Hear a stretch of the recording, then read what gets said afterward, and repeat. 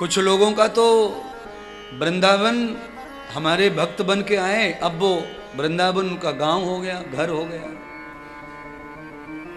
अच्छी बात, तीर्थ में बसना अच्छी बात, पर तीर्थ में जो लोग रहते हैं, दुकानदार रहते हैं, उनके साथ रिलेशन में होना, फिर तीर्थ में रहना अपराध है, पाप है।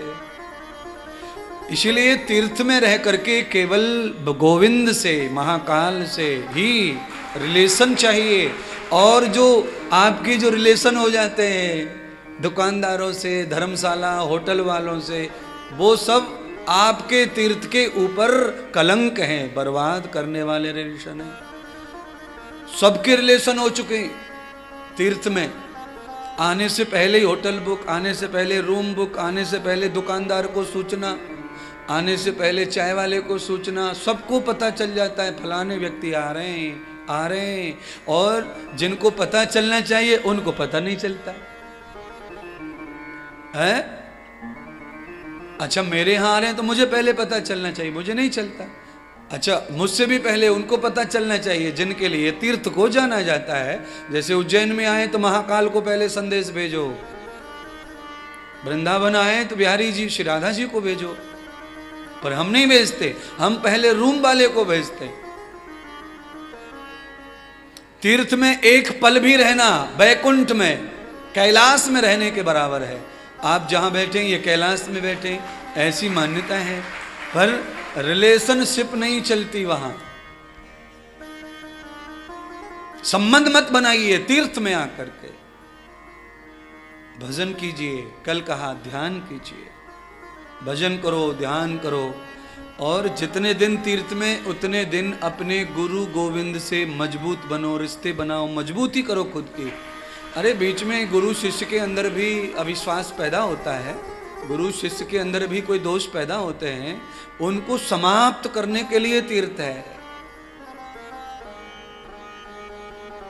हम तो पहले से लोगों को तीर्थ करा रहे हैं, पर पहले केवल महाराष्ट्र को सौभाग्य मिलता था, अब पूरे देश को मिलता है। अब फर्क है, क्योंकि सब चीजों का विस्तार है, अभी विस्तार हुआ है, लोगों का प्यार मिलता है, तो लोग आते हैं सर्वत्र संपूर्ण देश से। महात्मा जी के कुत्ते ने उस सेठ को 3 ज्ञान दिए। पहला ज्ञान, सोच समझ के काम करो। दूसरा ज्ञान, व्यर्थ में ही परिश्रम नहीं करना चाहिए,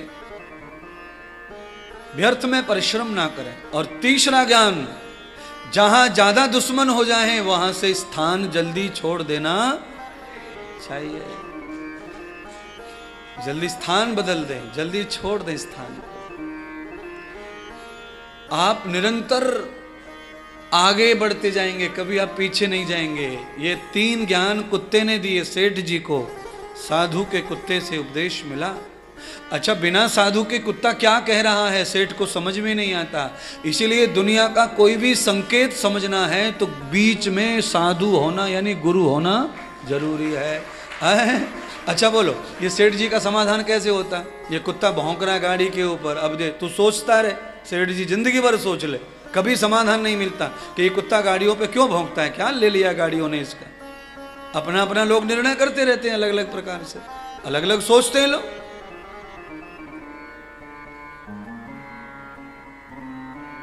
कुत्ता क्यों सूंघता फिरता है? और कुत्ता जहां पर ज्यादा कुत्तों के बीच में फंस जाता है, कुत्ता वहां से पूंछ दबा के चुप होकर के, परेशान होकर, दुखी होकर क्यों भागता है? ये कुत्ता कौन बताएगा? ये कोई गुरु बताएंगे, कोई अनुभवी बताएंगे, कोई महात्मा बताएंगे, कोई संत जीवन में आएंगे वो बताएंगे।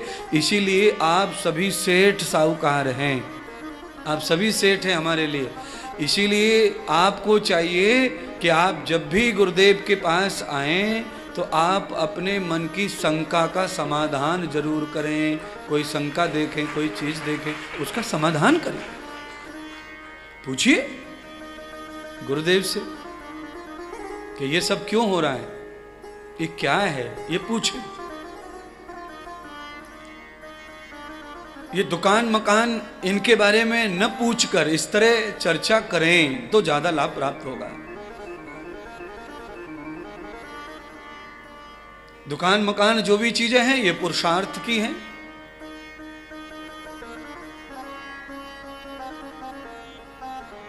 पर ज्ञान पुरुषार्थ का नहीं है बंधु। ज्ञान संग से प्राप्त होता है। शराबी का संग कर लो, बिना पूछे ही सबरी टीचिंग कर देता है वो, बिना पूछे। आप पूछो ही मत कुछ, संग करो, आपको अनुभव सारा ज्ञान खुद ही हो जाएगा। तो ज्ञान जो है वो संग से प्राप्त होता है, पुरुषार्थ से नहीं, मेहनत से नहीं। कितने बच्चे पढ़ाई कर रहे हैं, उन्हें कुछ नहीं मिल रहा।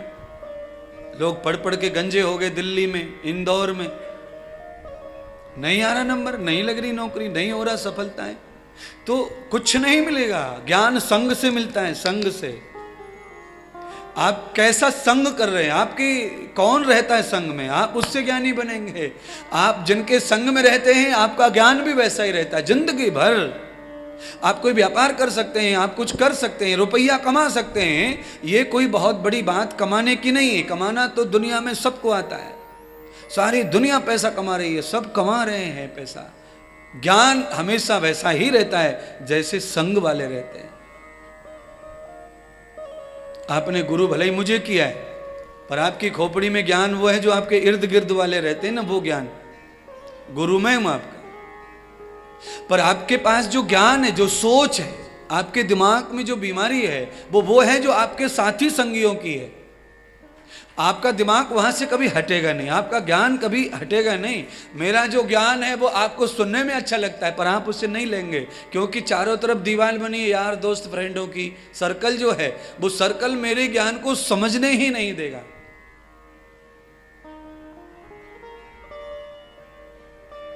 क्योंकि आप यहां तो 3 घंटे बैठे हैं, इसके बाद आप कहां जाएंगे? अपने उसी सर्कल में जाएंगे जो आपके दिमाग में अपने हैं, उनके सर्कल में आप बैठेंगे।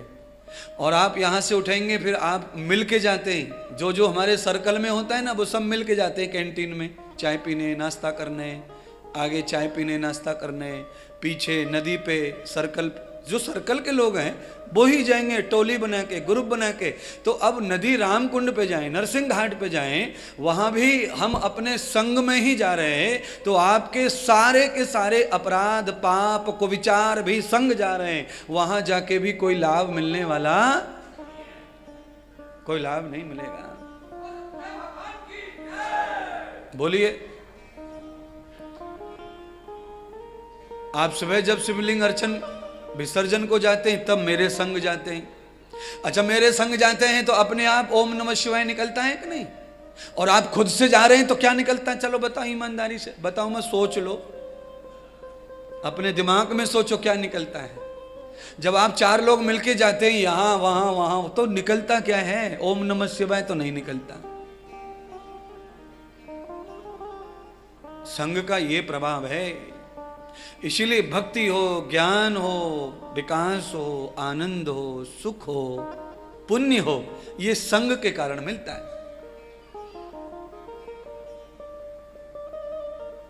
आप घर पे भी शिवलिंग बना सकते हो, वहां तो मिट्टी, समय सब फ्री है।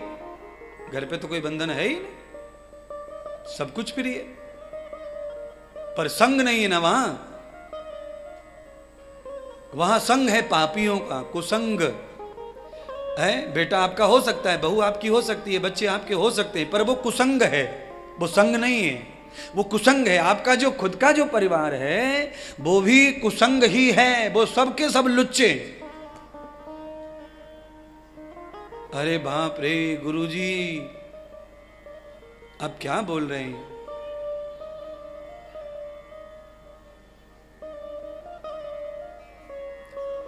आपके अच्छे काम में बाधा खड़ी करने की तत्काल तैयारी रहती है घर में,